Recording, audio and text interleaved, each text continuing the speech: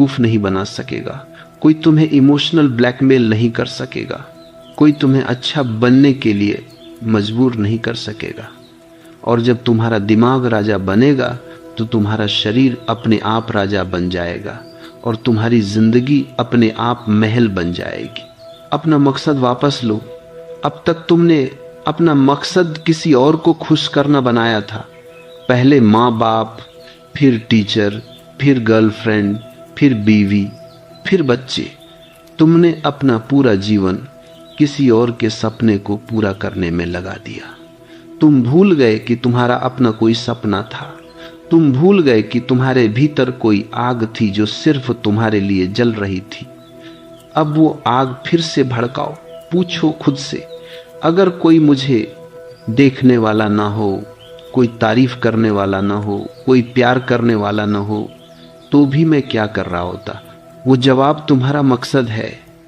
कोई बिजनेस बनाना, कोई किताब लिखना, कोई पहाड़ चढ़ना, कोई कला साधना, कोई दुनिया बदलने का सपना, जो भी हो वो तुम्हारा है, सिर्फ तुम्हारा।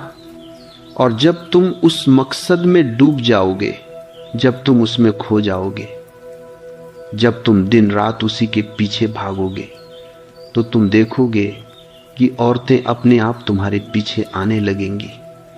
न इसलिए कि तुमने उन्हें बुलाया, बल्कि इसलिए कि तुम अब इतने व्यस्त हो अपने महल बनाने में कि तुम्हें उनकी ज़रूरत ही नहीं रही।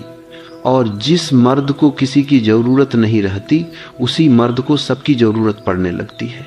वो तुम्हारे दरवाजे पर दस्तक देंगी, वो तुम्हें ढूंढेंगी, वो तुम्हारे लिए लड़ेंगी, क्योंकि अब तुम वो राजा हो जिसके पास पहले से सब कुछ है।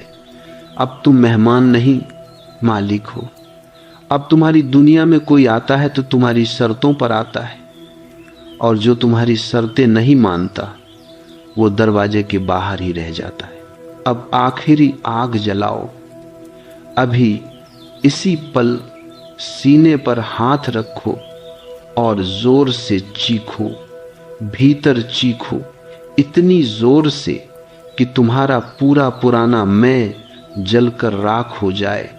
मैं अब किसी का गुलाम नहीं, मैं अब किसी की स्वीकृति का भिखारी नहीं, मैं अब किसी के प्यार का मोहताज नहीं। मैं अब सिर्फ अपना हूं, सिर्फ अपना और हमेशा अपना। और फिर खामोश हो जाओ, पूरी तरह खामोश। उस खामोशी में अपना नया जन्म सुनो, उस खामोशी में अपना नया शरीर महसूस करो, उस खामोशी में अपना नया दिमाग महसूस करो, उस खामोशी में अपना नया मकसद महसूस करो, और फिर आंखें खोलो। अब तुम वो राजा हो जिसे कोई छोड़कर नहीं जाता। अब तुम वो राजा हो जिसे कोई धोखा नहीं देता। अब तुम वो राजा हो जिसके सामने दुनिया सिर झुकाती है। अब तुम वो राजा हो जो जंगल का मालिक है, और राजा कभी अकेला नहीं होता, दुनिया उसके पीछे चलती है।